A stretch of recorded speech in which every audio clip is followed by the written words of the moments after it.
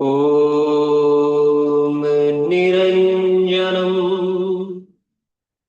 नित्यमनन्तरूपम्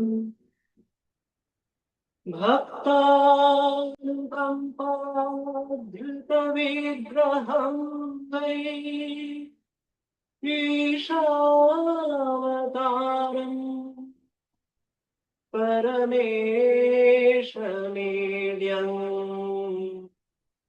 तं रामकृष्णम्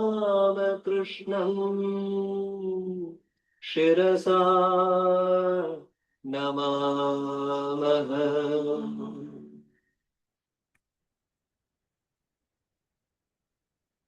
Namaste everyone and welcome back to our study of the Vedanta lectures of Swami Vivekananda. We are studying this famous lecture delivered in Lahore in 1897 titled The Vedanta.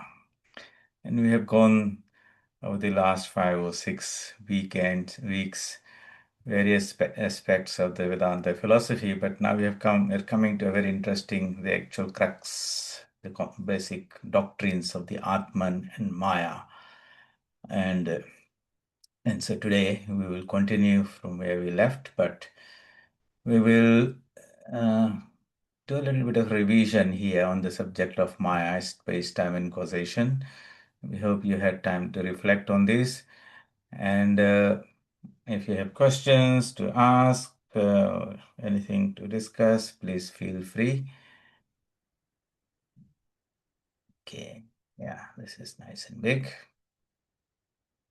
Okay, so let's take this up.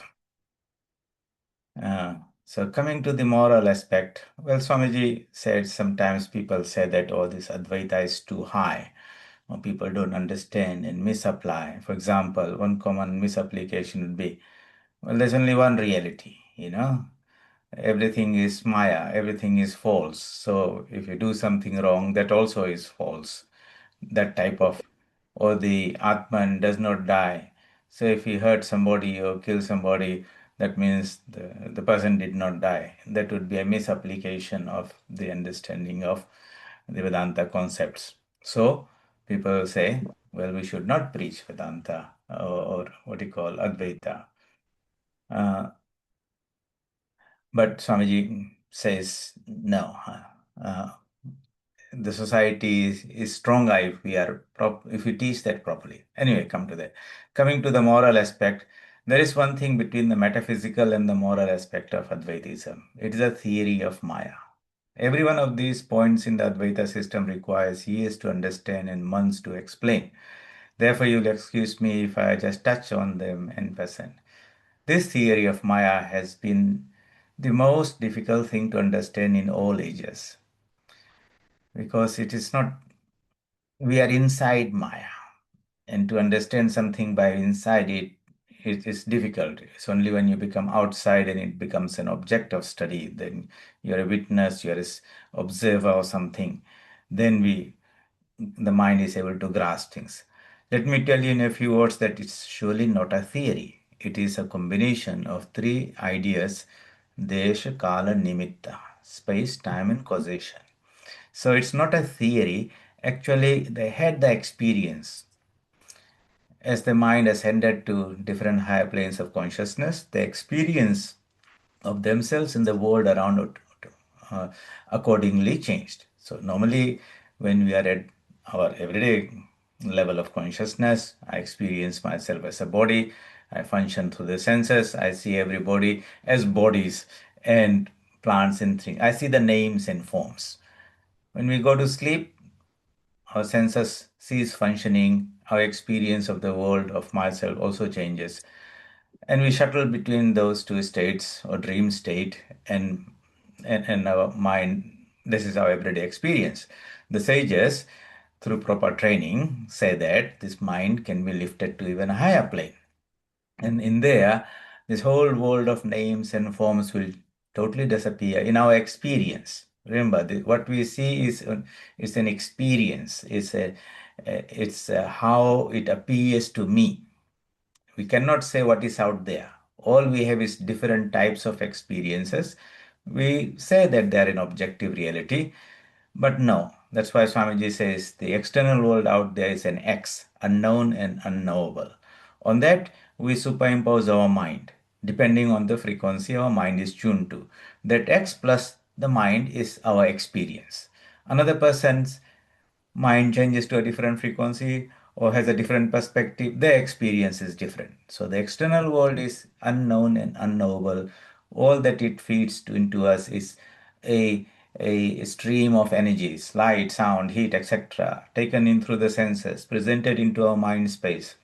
And we, as the observer, with our attention, interact in that mind space as the knower. The knower and the objective world come together as the known, and it forms a knowledge. That knowledge is a vritti, a whirlpool, a form, a structure, an interference pattern, you might say, that is formed in the mind space.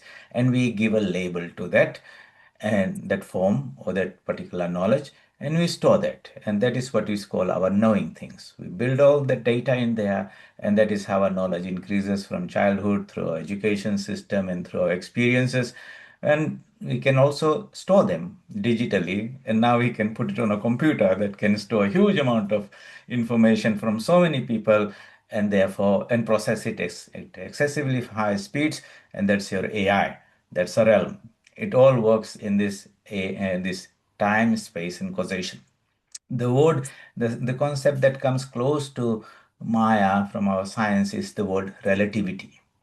Everything is relative to me, relative to my perception, relative to my experience, relative to the conditioning of my mind. And if I can change my mind to a different plane, my experience changes. What is out there is still unknown and unknowable, but it appears to us something. Therefore, one of the things, this theory of Maya, if you absorb it nicely, that we will not be so confident and adamant that I know the world objectively and say, this is how that person is or the situation is. We will say, this is how it appears to me in my present state of awareness, in present state of consciousness, or present state of my mind, or present conditioning of my mind. But for another person, it will appear differently. None of us know the reality as it is. All we know is how things appear to us. And therefore, we will not be very, very argumentative, saying, trying to impose our thoughts and ideas, but we'll be more adjusting and adaptive, more understanding, saying that, this is how it appears to me. This is my truth, a relative truth. And for another person, they have another experience, they have their own relative truth. Neither one of is right. We might be in a similar mind frame, and therefore they appear to us similarly. That means we are similarly mentally constituted for the time being, and we'll agree. But then there are other people who have a totally different perspective, and therefore we should not argue or try to enforce our views through some arguments or whichever way, but we try to be better listeners and say, let me hear and learn from that person's experience or their perspective. And that could be very enriching for us because we will then grow. But on the other hand, if we just think that our truth is the only truth and we should force that down the throat of everyone else, that's how fanatics come into this world. And they're very, very disruptive. But it's because of their narrow-minded understanding that their truth is the only truth, and therefore, if they have power or they use different means to suppress or oppress, and we'll see all that.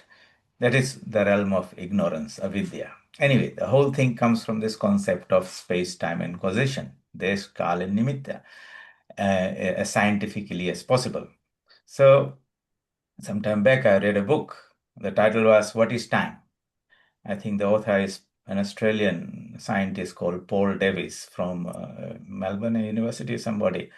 I read the whole book of 200 pages, and still at the end, I could not understand, or he could not clearly tell what time is. Why? Because we are within time. Only when we can break this concept or experience of time or space, then we go beyond and understand what things are. So, what is this time, space, and causation?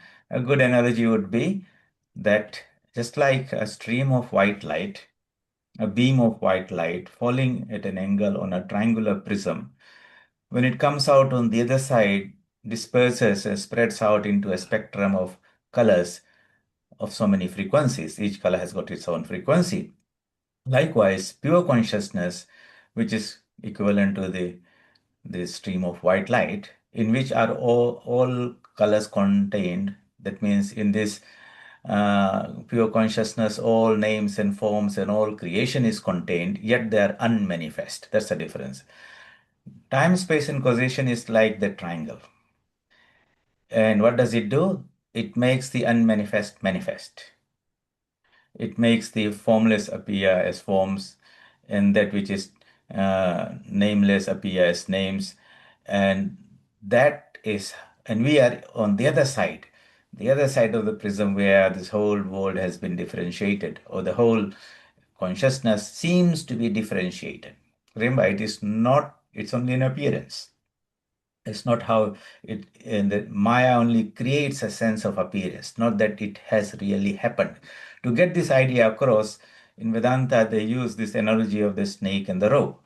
The rope is always there. It never become transformed into a snake. But due to ignorance, due to lack of light, it appears to be a snake. It never became a snake. Likewise, this world from Brahmaloka down to the lowest plane and everything that exists in between is an appearance.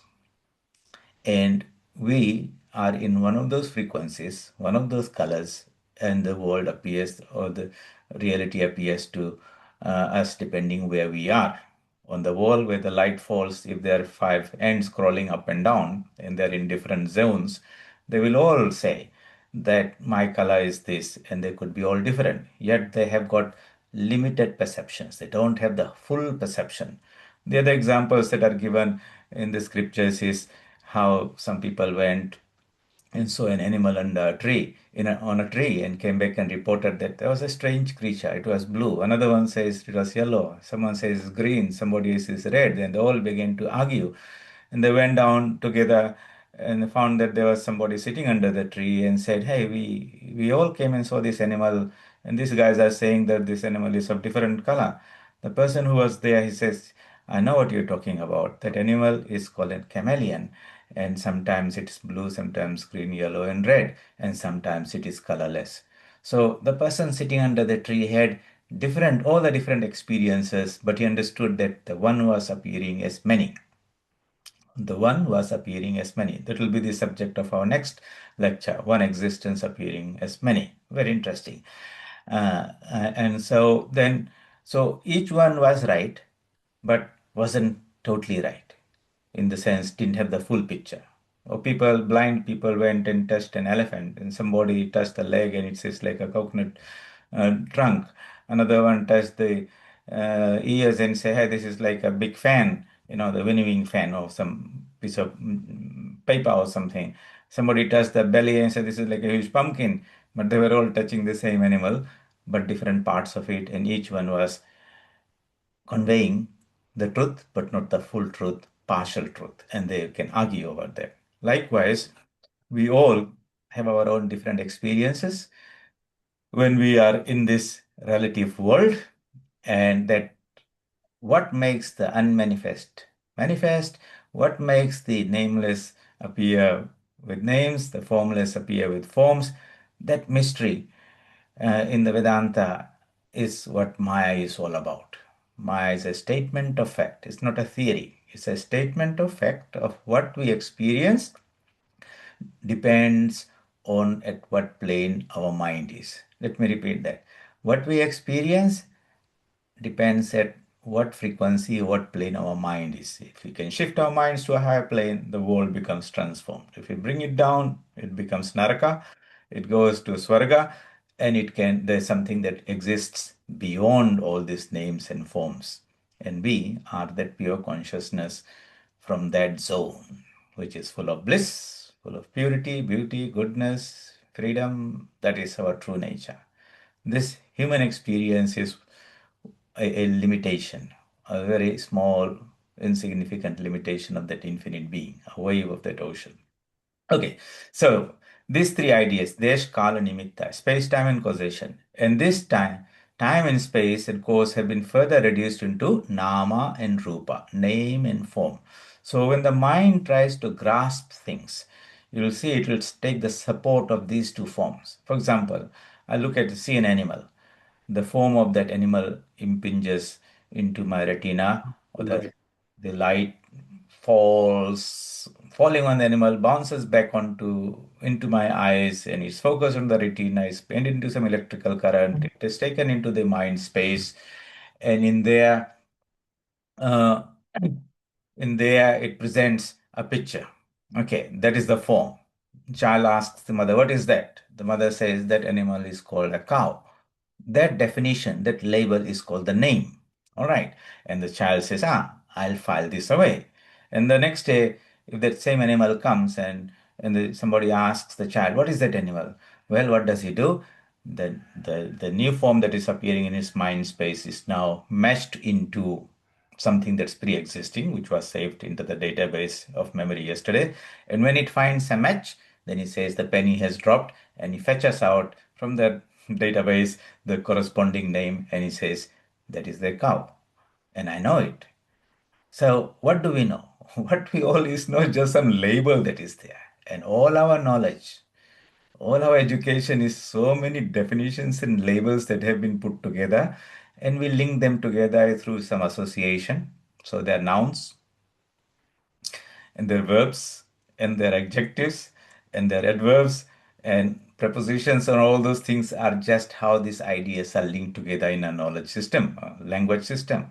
And that's what we call knowing that thing. And we'll say very confidently, I know that person, definitely I know 100%, that's the name, and all the, we'll rattle off all the things about. But do we know that person at all? No, really, we don't. Not only that, we know ourselves. We know nothing about anything in that sense. Really, all we know is the appearances. That's a very sobering thing. We become a bit humble, not become very proud that I'm very well educated, very well informed, and I'm going to preach or teach. Now we come to the conclusion that we know nothing. So Sri Ramakrishna says, it's a beautiful one sentence. To know many things is ignorance. To know the one thing is knowledge. Many things means all these names and forms, appearances, which we call our knowledge system. And we said somebody is very knowledgeable, he's got a PhD, etc. But really, to know that which appears as so many things, that is true knowledge. The one behind the many, the substance behind the qualities. That means we have to go beyond Maya. And it will be not like knowing something. It will not be a chitta vritti in our mind space. It will be an experience where we become that thing. So the method of knowing self-knowledge or the self-knowledge is not the same thing as knowing external world, sensory world. In sensory world, I'm the Nava, I have my attention, I direct it towards the external world. The external world feeds in some information. That's the known. In my mind space, it creates a vritti. That vritti is the difference between me and the Nava and the known. But in self-knowledge, we have to abandon that method of knowing. That's why it's called chitta vritti nirodha, removing all those vrittis of subsiding. And then what happens is this mind which had been loaded by all these vrittis, which is the dust and dirt that has distorted the mind so that it does not has lost its a very precious important power called resonance. And so, as the vrittis are offloaded, chitta vritti, chitta shuddhi or purification of the mind happens. How does that happen? That's where the mantra, japa, and all those things comes. It requires an energy to neutralize the vrittis. That energy has to come from our spiritual source to counter the vritti that has been created by the sensory objective nature. And as that happens through regular practice, we'll discuss this more in this retreat on Sunday, then the mind returns to its nature and a new faculty that was sort of lying hidden there, which is the buddhi, the power of resonating. That rolls back out, sort of comes. It was suppressed, now it is remanifested. And when the mind develops that power of resonating, it's like a sine wave that has evolved out of the distortions, then it can resonate with whatever we are trying to study or we're interested in. And that is what we call the heart, the feeling, the emotion side of things. The first was all reasoning, intellectual, all those type of things. And in spiritual life, we want to develop that heart, not that intellect. Therefore, one does not become spiritual by reading too many lectures and books, listening to many lectures, reading so many books, having all this intellectual gymnastics and discussions. No, it just muddies the mind so much more. That's why you see when Master Maharshi went to Sri Ramakrishna, he was a headmaster of a school, very intellectual, all that, and he thought that knowledge came from the books. So Sri Ramakrishna, later on, when he was guiding him, teaching him, would insist, do not reason. Give up this reasoning method. That is actually disturbing the mind even more. The analogy that is given is a little pond with a little bit of water. If you stir it too much, then all the mud comes out and all the clarity goes away. You let it settle down. Settle down means let it rest or reduce the intellectual gymnastics in the mind, then something beautiful will evolve. And that is not something understood, because understanding is with these vrittis, that is something that is experienced, anubhuti. And when we direct that mind, slightly pure mind, to the divine, and the mind begins to resonate with it, approaches closer and closer. In physics, that concept is their rhythm entrainment. I've discussed that before. It is when something that is at a closer frequency is pulled in and made one into the system or the higher frequency. That's how the Paramatma draws the mind of the Jivatman, and when the two become one, that is Samadhi, same frequency. And at that time, we are at one with the being or whatever we are trying to know. And that it's not an intellectual thing, it's not a reasoning thing. So they had that experience. But when they come back and talk to us about that experience in the worldly language, then they have to fall back to that vritti jnana. And all what we are reading here and all that has been communicated through language and words is that attempt to express something that was experienced in words and ideas. It is like somebody who has tasted honey is now trying to explain what honey is in so many analogies. It's very sweet, it's almost like nectar or whatever you want to say. But no matter how many books you read or how many lectures you hear on the honey, it's not the same thing as tasting the whole thing. So that's why spiritual realization is anubhuti. Anubhuti. I become that thing. I become one with the divine. Having understood this, it will bring so much clarity about how we should approach this path of self-knowing. Whether should we read books or something, or at some point understood this nature of how the mind functions within, use that science to go beyond the mind. And the method, Sri Ramakrishna says, if a thorn gets into your foot, then how do you remove it? You take another thorn. With the help of the second one, you remove out the first one and then throw them away. So the thorn of ignorance has got into our mind. Bring the thorn of knowledge. Remember, it's a thorn at the end of the day. And with the help of that, you remove the ignorance.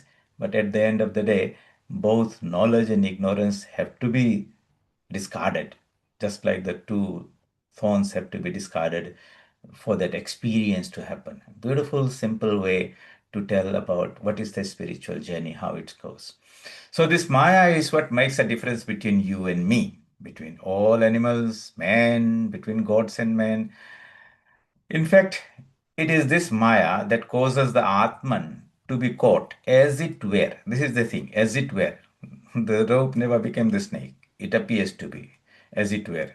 So the Maya is what causes the undifferentiated to be differentiated, the Paramatman to appear as all these universes, planes of existence, Bhur, Bhuva, Swa, Mahajana, Tapa, Brahma, Loka, and all the beings that are there are like so many frequencies of that same light now dispersed.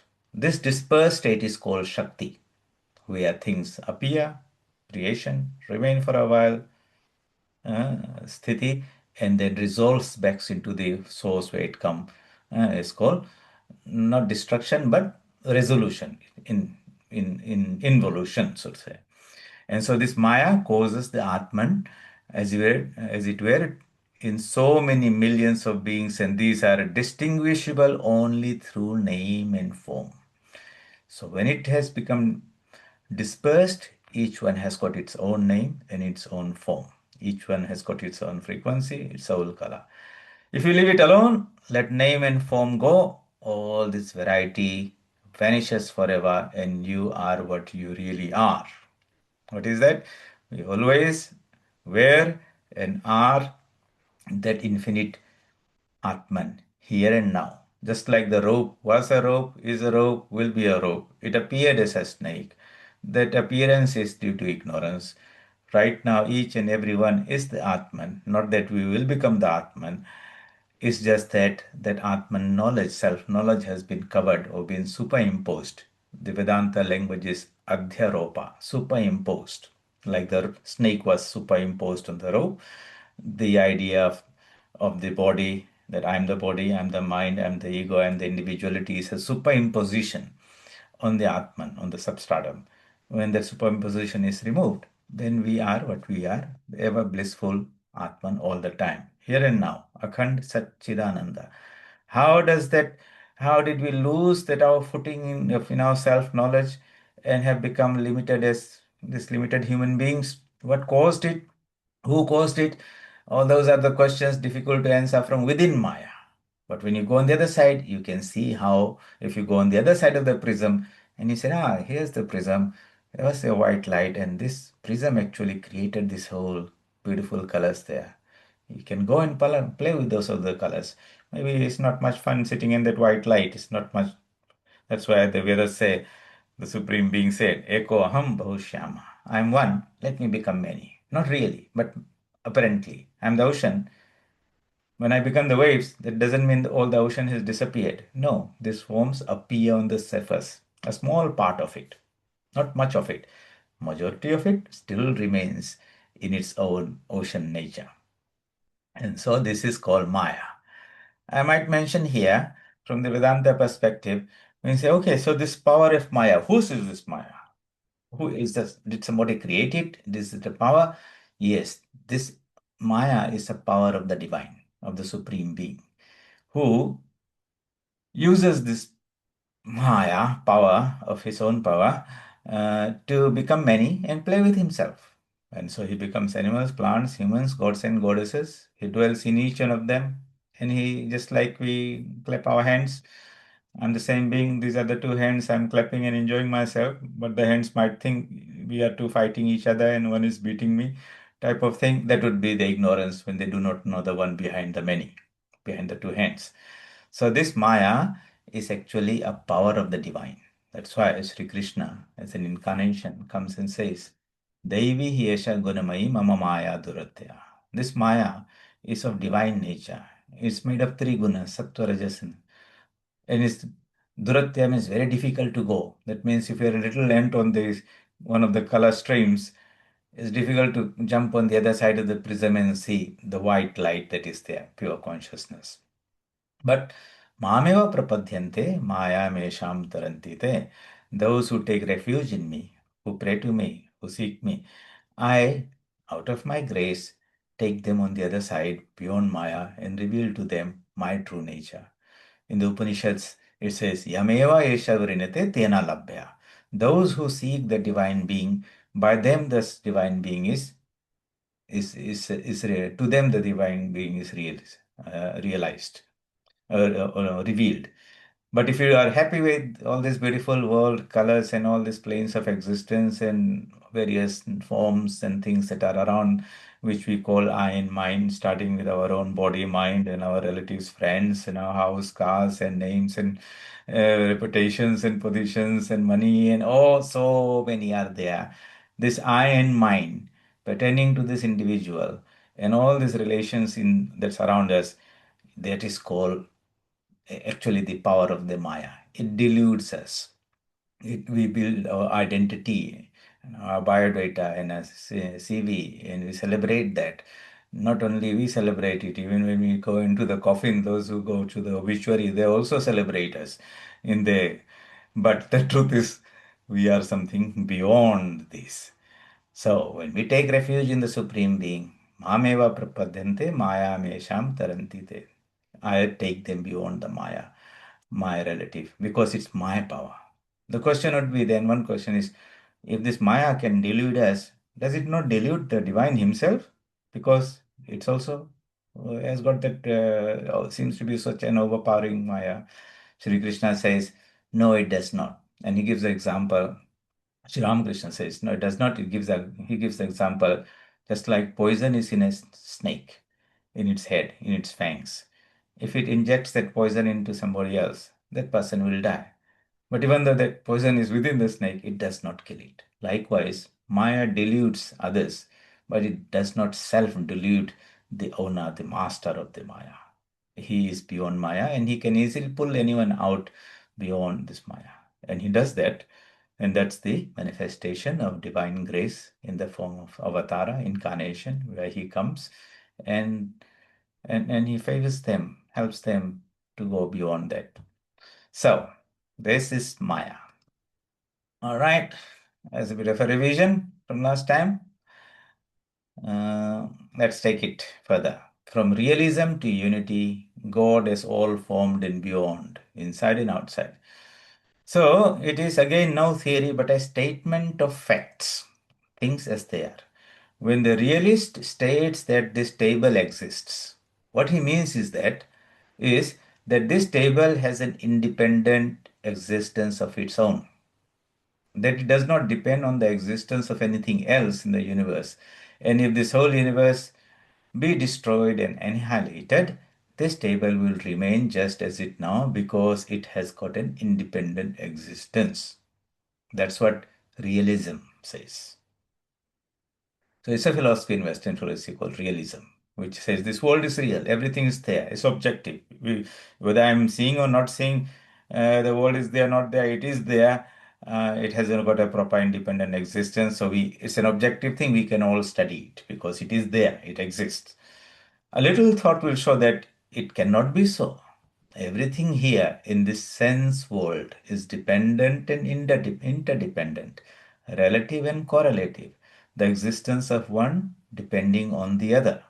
Okay, that means there is some perception. It exists for an observer. So observer, if it's not there, then there's no observation. And different observers are there seeing the same thing different ways. You'll all say this is their reality. Everything here in this sense world is dependent and interdependent. That's the concept of relative. Relative and correlative. The existence of one depending on the other. There are three steps, therefore, in our knowledge of things. This here is very interesting philosophy. There. So try to understand this. There are three steps, therefore, in our knowledge of things. The first is that each thing is individual and separate from every other. The next is to find that there is a relation and a correlation between things. And the third is that there is only one thing which we see as many. The first idea of God with the ignorant is that this God is somewhere outside the universe. That is to say, the conception of God is extremely human. He so God is the creator. That's the word. Brahma. Brahma created the world. Oh, God in the Bible you see in the First Testament, that this creation, how this creation came.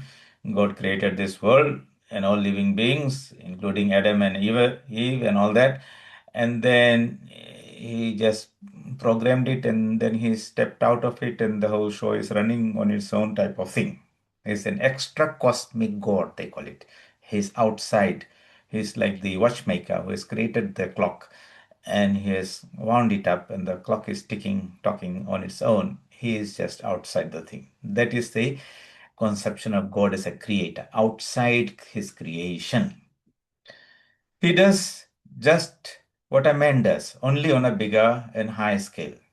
And we have seen how that idea of God is proved in a few words to be very unreasonable and insufficient. So the modern man says, wow, I don't know, like a God would sit somewhere on the clouds, with a silver beard and white dress, and that when I die, I'll go somewhere where somebody is going to look at my deeds and then decide whether I'll be sent to heaven or be barbecued in hell. That idea, which we hear in the kindergarten of religion, doesn't suffice, is not sufficient, it's not reasonable enough for the modern educated men who want some deeper meaning. And when the religions do not come up with a better explanation, then people leave that and says, I don't believe in that conception of God. Remember, that is also a conception of God, just like everything is a concept. He's ready for something higher, but if the religion doesn't provide him that, then he says, thank you very much. Okay, and of course, the other questions come about the moral idea. What is that God doing? Why there's so much suffering and all the violence and all these things in the world, in His creation? That doesn't make sense. I don't like that God. And that's why so many people are turning atheist. They're not right. They're sincere people. They're better than people who simply blabber along that I believe in this God and that God, and yet don't take it very seriously. And they are the so-called the religious ones. I would rather be, Swamiji says, I'd rather be an atheist because he is more sincere than others who say one thing, but the actions don't reflect anything higher. So, and so the next idea is the idea of a power we see manifested everywhere. So now that extra cosmic God has left that abode is not good enough. I don't want him an outsider. I want somebody who is part of the system. And this is the idea of the immanent God. Immanence means that which is present in everything, pervading, transcending, but also pervading. He's not outside. He's within everything as energy, as consciousness, as part of doing everything. So this is the idea of Shakti. Shakti is the cosmic, the same power who is now involved in this creation, preservation, reabsorption, but is very much in it, not outside it. So this is the real personal God we get in the Chandi. The Chandi is the Devi Bhagavatam, where we talk about the Divine Mother. The Divine Mother has become everything. So in the Gospel of Sri Ramakrishna, you see, he says, yes, that which is the transcendental reality called Brahman, that same being, when it is appearing to be creating, preserving, and reabsorbing, is called Shakti. Brahman and Shakti are two aspects of the same reality, and they are not separable. Just like the head and the tail of a coin is not separable, just like milk and its whiteness is not separable, just like the fire and its power of burning is not separable, just like water and its wetness is not separable. All these are examples given by Sri Ramakrishna. Likewise, the Paramatman or the Brahman is inseparable from Shakti. They are just two perspectives of the same reality. It's a white light on one side, it's a whole spectrum of colors on the other side. And we experience which the one depending on where we are. When you go into deep samadhi, everything has resolved into pure consciousness. When we are back in this relative plane, all these planes of existence reappear to us. And that's a personal God. So this is the real personal God to whom we pray, who responds to our prayers, who listens to our prayers, who is, because she is present in me and around everywhere. We can communicate with her, not by talking to her, but more by feeling, because she is at the core of my being. I exist because she exists. And in the Gospel, Sri Ramakrishna says, to express this idea, he says, my Divine Mother has become the 24 cosmic principles of the Sankhya philosophy in all living beings. She has become all that. So she's not one personality like Kali or Durga sitting separate out of creation. She is pervading everything. The sum total of all beings is what she is. We are like cells in a body. But the sum total of the whole organism and the mind and the intelligence and everything, that being at that level is the Divine Mother. But if I am like a red blood cell with my own little bit of personality and sense of duty to carry oxygen and carbon dioxide around, that is the limited awareness experience of a jiva. And we are something like that. So when our self awareness expands, yeah, I'm a cell and I feel like I'm a tissue. Now I feel like I'm an organ. Now I'm like a organ system. Ultimately, I feel like an organism. This expansion is what spirituality is all about. Swamiji says, expansion is life, contraction is death.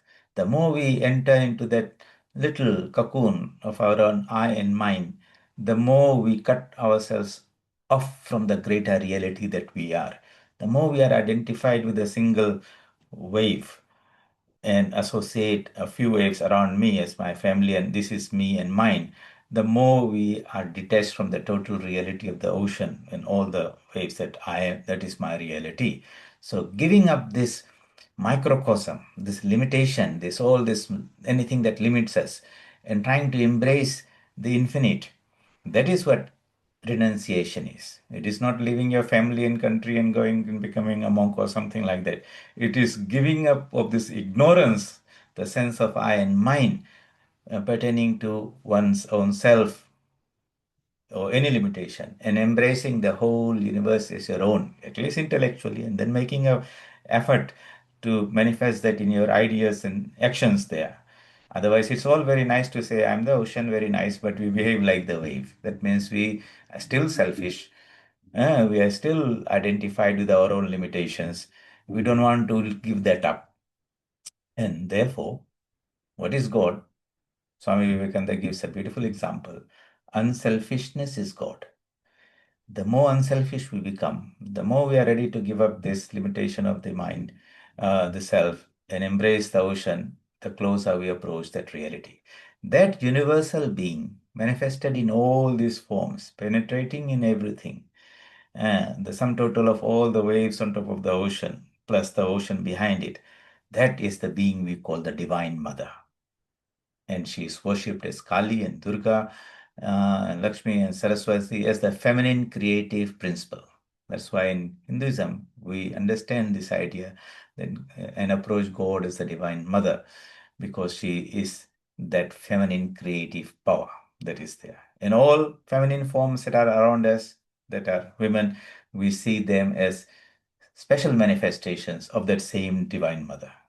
And that's the more spiritual perspective how to see people around us. Of course, she's present in all males and females, but she is the power behind it. So this is the real personal God we get in the Chandi. But mark me, not a God that you make the reservoir of all good qualities only. So normally the conception of God is the embodiment of all nice things, the goody goody God. You know, everything around him is beautiful, nice, and things like that. The terrible things, and he's responsible for happiness and success and all these good things, misfortune and suffering and this and that. Oh, we can't give that to God. We have to get another fellow, and that is the Satan. He is responsible for all these things. But the Hindu conception of the Divine Mother is not, she's not only a goody goody person, everything good and bad are in her. There's no second. She is the one who creates, she is the one who destroys, not something outside, within herself, type of thing. So, Advaita here requires us to go beyond the kindergarten idea of a good God who's only nice and everything. And when all these other problems come, we load that onto Satan and blame him for all our faults and shortcomings and temptations and this and that. No. The good and the bad are the two sides of the same reality. Life and death coexist. Success and failure coexist. Good and bad coexist. There's no other party out there. And therefore, in this wonderful representation, so when the Vedic sages in their highest experience, in their experience, realize that being who is responsible for creating the whole universe and all its beings, sustaining it, and absorbing it into itself. There's only one. Sri Ramakrishna says in those who have read not the gospel, but the Sri Ramakrishna and his divine play or the great master, the biography, where he did all these various sadhanas, spiritual practices, in which he worshipped the Divine Mother, God as the Divine Mother, and had all these various wonderful experiences. Somewhere he says, "Oh, one day I had experience of the Mahamaya. The Divine Mother showed me what Mahamaya is." How did she says? "Oh, I saw a woman come out of the Ganges. Presently, she was seen to be pregnant with a child. She gives that birth to the child. Next moment, she swallows the child, and as she entered, it it merged into emptiness. And mother was trying to tell, look, I create, I preserve, and I reabsorb. This is me everywhere all the time. So when we see these things, these functions happening out, the three gods, the Brahma, creator, Vishnu, preserver, and Rudra, destroyer, have been now summed together in one being. And when these Vedic sages tried to give a representation of that experience for us to relate within a more tangible, concrete way, some of those forms are the forms of that we see of the Divine Mother, where Mother Kali is there. One hand she is holding the sword, and the other hand, simultaneously, she is blessing the devotees there. They are not two, but one that appears as two. Reality is only one. So this Advaita, oneness, still one, appearing as all these forms. These are the functional aspects of it, but not really that they're three beings who are separate. They're only one being doing all these three things there.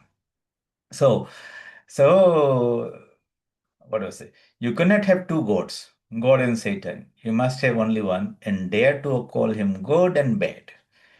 So Vedanta aspirant has to be very brave.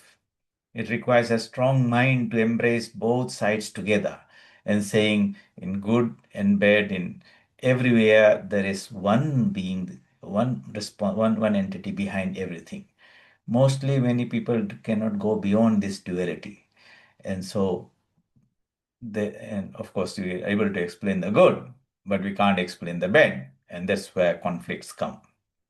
It's nothing, the reality, yes, is it is. It's our understanding and our conception of the reality that needs to be upgraded. And how do we do that?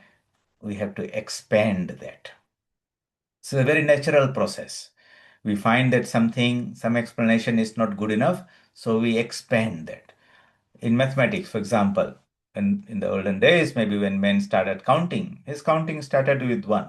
If you asked a primitive farmer, shepherd or somebody, how many sheep you have? So you start with 1, 2, 3, 4, 5. That's your counting natural numbers.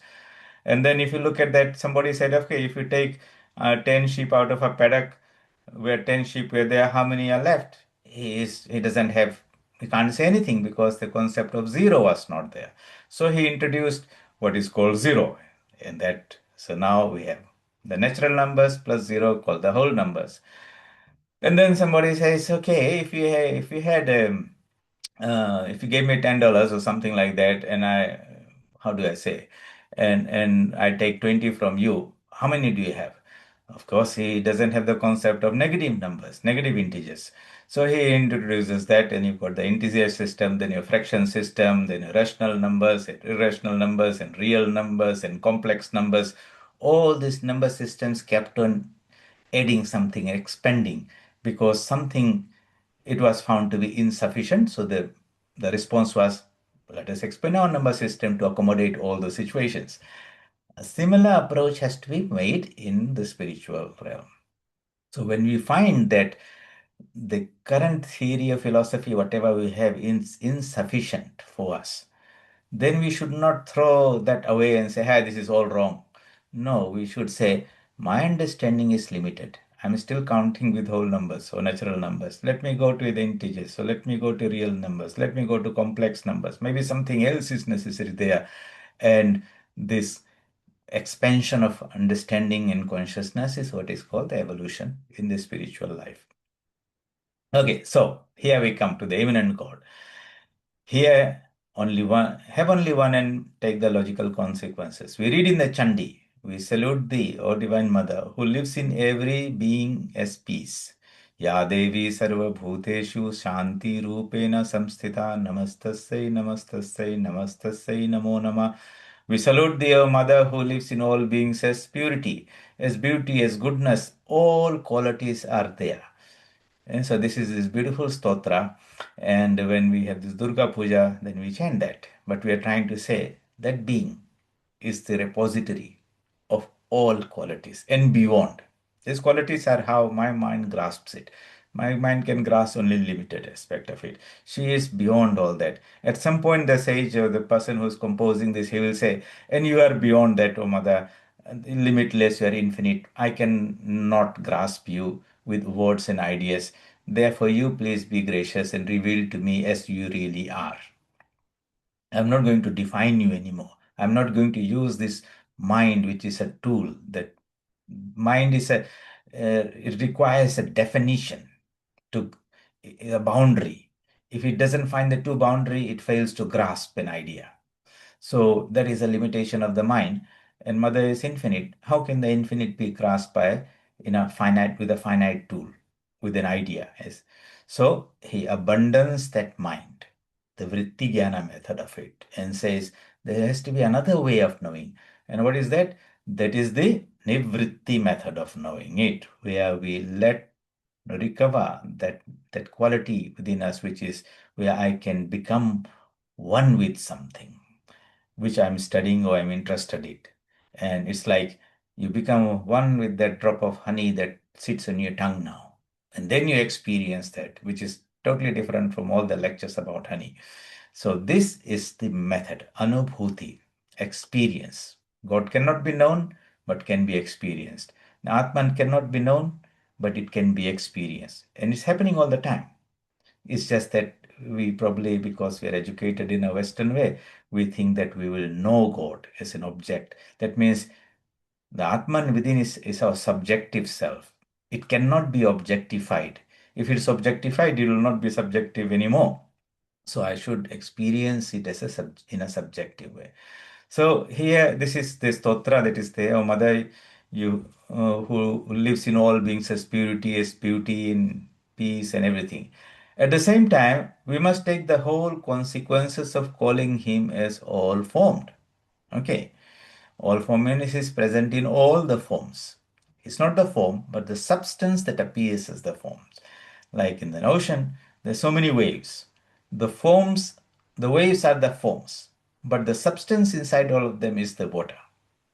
So the the ocean has become all formed by contributing the same water in each one of them, yet the form, somewhere it's big, somewhere it's small, and it's labeled this is in the Pacific Ocean, that's in the Indian Ocean. But from the ocean's perspective, it's only water and water. The forms appear and disappear. It doesn't add any more volume to the ocean when they disappear, and when the creation happens, it does not add, subtract anything out of it. It is sum total, always remains. So Yajnavalkya Rishi in the Brihadaranyaka Upanishad teaches to his wife Gargi, and he says, all this is bliss. Oh no, this is another conversation. Yeah, all this is bliss. Wherever there is bliss, there is him. There's a portion of the divine. Why? So that is one quality of the divine. It's ananda, bliss. But in the infinite, in the supreme being, it's infinite. In the limited being, it's finite. From the ocean's perspective, it is limitless. From the waves perspective, it is finite. And that finiteness comes due to our sensory and the limitations of the senses, the limitations of the mind, limitations of the ego. And if you want to become the ocean, we have to let go these limitations. This body is limited, the mind is limited, this ego is limited. No more. This is what renunciation is all about. At least intellectually, you have to understand that I have to let this go, not hold on to them, not cling on to them, not try to preserve them, and not to remanufacture them. You may use it how you like. Okay. In the light before me, you may give a poor man 100 rupees, and another man may forge your name. That means one does something good, charity, another one does something that is right, not right, wrong. But the light will be the same for both. So that means the light is how we use it depends on ourselves.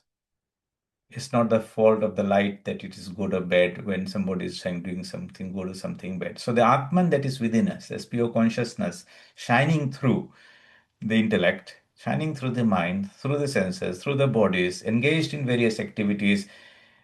The body mind can do different things, do a good deed, do a bad deed. The Atman is not to be blamed, or it cannot be, it is not attached to the action. It's simply there. So to be unattached is to be like the Atman. I'm the power that flows.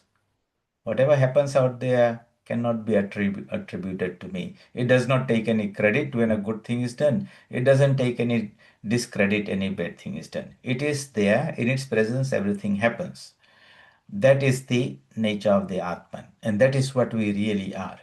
But we have migrated or lost that anchor in the Atman nature and have become now identified with this body mind complex, and the qualities and the properties of the body mind complex are now appropriated to us, and we say, now we are swinging between this is a good deed, this is not a good deed, and all those type of things. And as a result, the consequences, the results of that come to us as punya and apunya, right and wrong. And that's how we get caught in this cycle.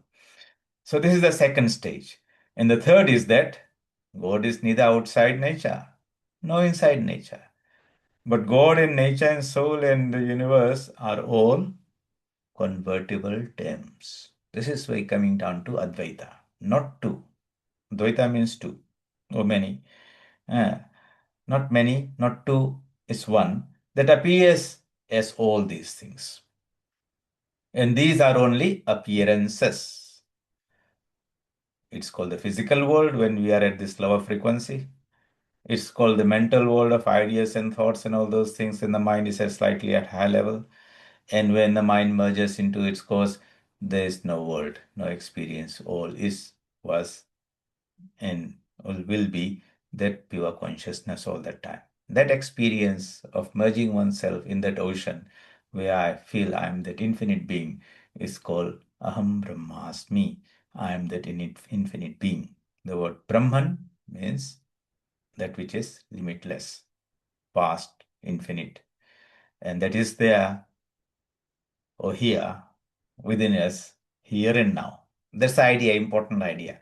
We are not going to manufacture Brahman or Atman. It is present within us now. Everything that we experience, the joys that we are experiencing, is a bliss of that Brahman. The knowledge that is we are experiencing through our senses and the mind is the luminance or the omniscience of that Brahman. The existence that I'm experiencing superimposed on this body, saying this body has got an age of 80 or 90, is really limited manifestation of that infinite existence of the Atman. So, are we experiencing that Brahman Atman? Or is it totally out? No, it is present in us here and now. Everything happens by virtue of its presence, yet we are not aware of it.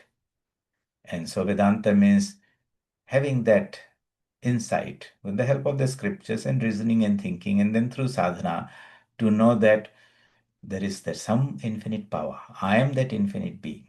And I have lost my foothold from my spiritual identity and have become anchored in this limited identity. And spirituality is that return path to back to the source. And that is the story. That's the good news. We are not a sinner. We are not a terrible being. We are destined to come and recycle again and again. No, the ultimate destiny is that we will become the ocean. The question is when? And the answer is how desperately you want to regain that question. Are you ready to give all this limitation to become the ocean? If you're ready to let go the wave nature, only then you can become the ocean. If we cling on to the wave nature, this ego, this identity, and all those things, then we are not ready for that mergence into our Paramatman nature. Okay. Any questions? We discussed 2 paragraphs this time.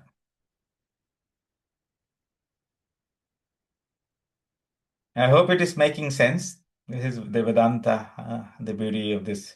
It's not a philosophy, it is an experience which is now being caught into a philosophy. Uh,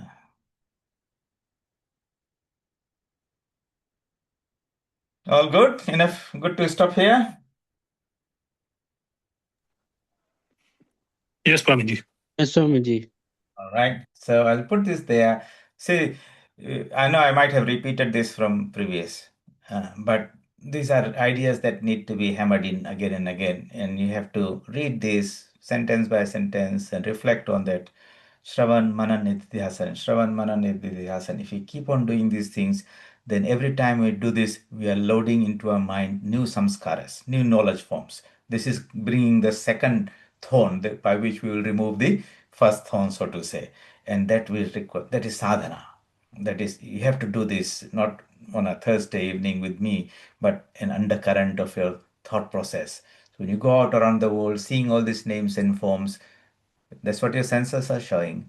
But your mind, when you put on the Vedanta glasses, so to say, you remind yourself everything behind that is a pure consciousness. I see this as a person or a tree or an animal because my mind is right now at this sensory level. But if I can lift this mind to another level, the whole world will become transformed. I want to penetrate beside beyond this facade of these names and forms and grasp the reality. Otherwise, I'm just seeing the mirage of appearance only. So that awareness that I'm not seeing the reality, even though it appears to be, with that will come the desire to see the reality. But if we don't differentiate, then we'll cling or mistake the appearance for the reality and we'll sit complacently and say, I know this world and I interact with it. Yeah. So when we diagnose our error, then we only are ready to drop it in exchange for the truth. There's a psychology involved in there. Om Asato Ma Sadgamaya Tamaso Ma Jyotirgamaya Mrityorma Amritam Gamaya. Om Shanti Shanti Shanti. Hari Om Tassat Sri Ramakrishna Arpanamastu.